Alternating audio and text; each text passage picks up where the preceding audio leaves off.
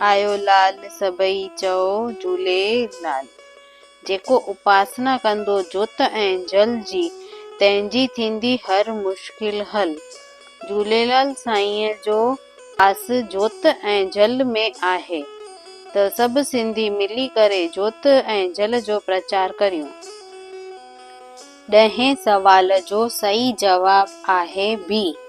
मिर्ख शाह जे ऐलान ॿुधी करे सभु सिंधियुनि 7 ॾींहंनि ताईं उपवास कया। सवाल 11।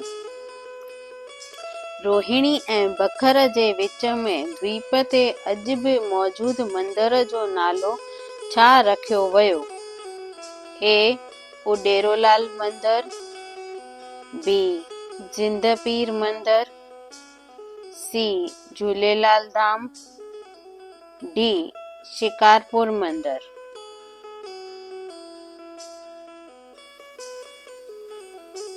अहिड़ा ही ॿिया सवाल ॾिसण लाइ सिंधी समाज एकता चैनल खे लाइक, शेयर ऐं सब्सक्राइब कजो।